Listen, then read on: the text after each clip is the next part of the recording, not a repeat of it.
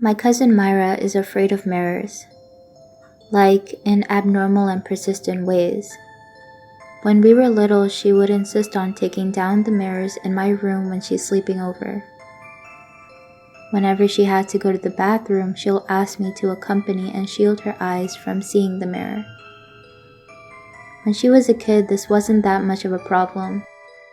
All of us thought that as she grew up, she'll eventually overcome her unreasonable fear. But she has only gotten worse. It appears that Myra suffers from a severe case of spectrophobia. She would feel uneasy at first when she is within close proximity of a mirror. After a little while, she would become extremely anxious. If left unattended and if she couldn't run away from the room, she would start getting hysterical. I didn't understand whatever it is that made her so afraid of them, but the look in her eyes when she saw one is rather chilling. When I was 14, Myra and I went to the same school. We were hanging out at my place one day, and by then, our family has made some sort of special protocol and preparation just in case she came over. We would put some sort of foldable cover on every mirror in the house. When she was around, I would go from room to room to cover the mirrors. That day, I did not yet understand how frightful this whole ordeal is to her. Like the dumb kid that I was, I thought it would be funny to scare her a bit.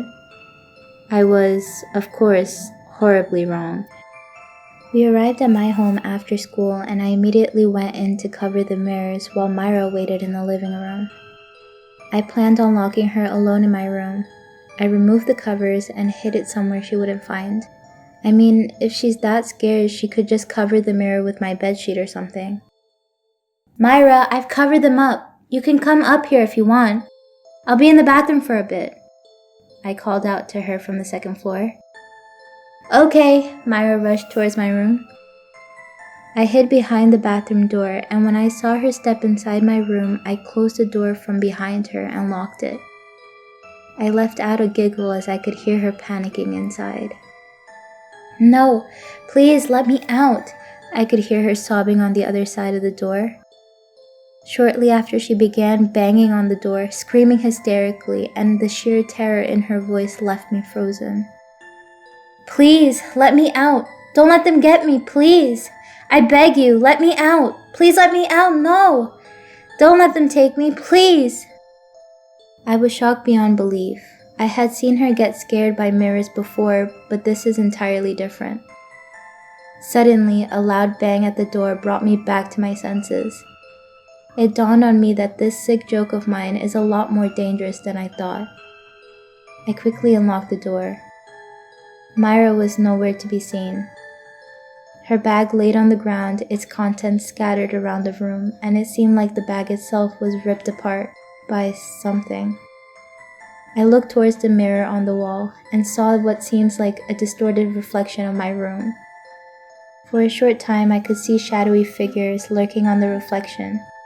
Their bodies distorted unnaturally and their limbs are disturbingly long.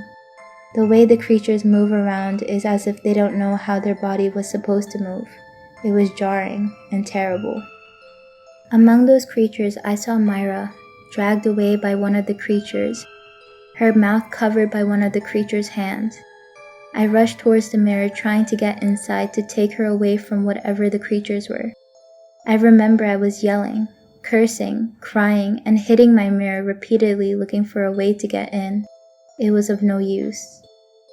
The distorted reflection of my room turned normal again. I fell on my knees. I didn't really understand what happened, but I knew that whatever chance I had to enter that dimension has gone.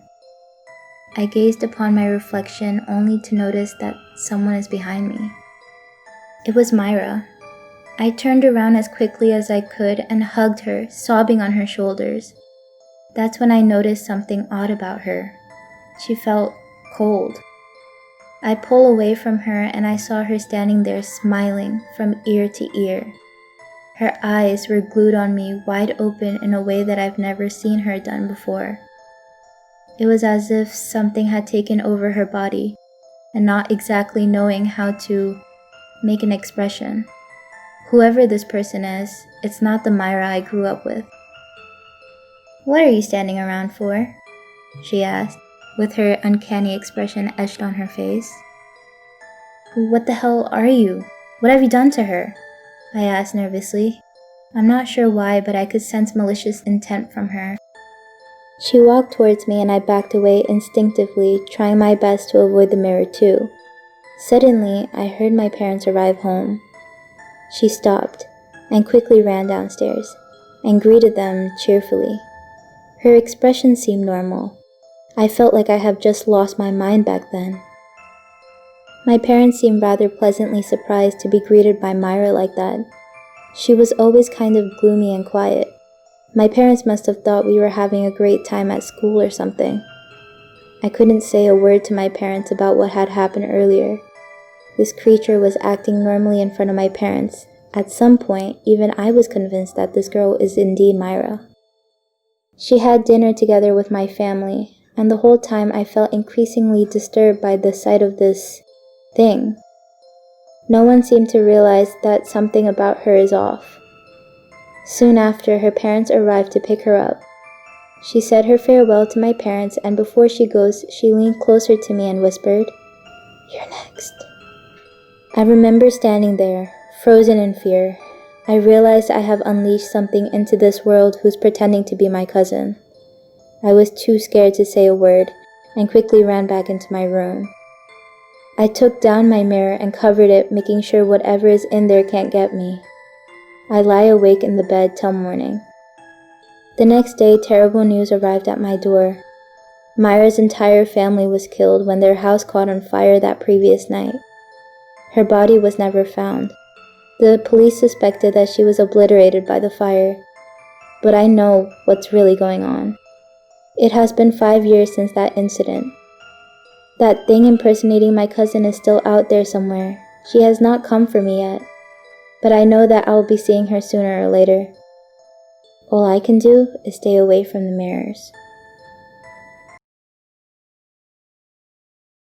You're not afraid of the dark, are you? La la la la la. La la.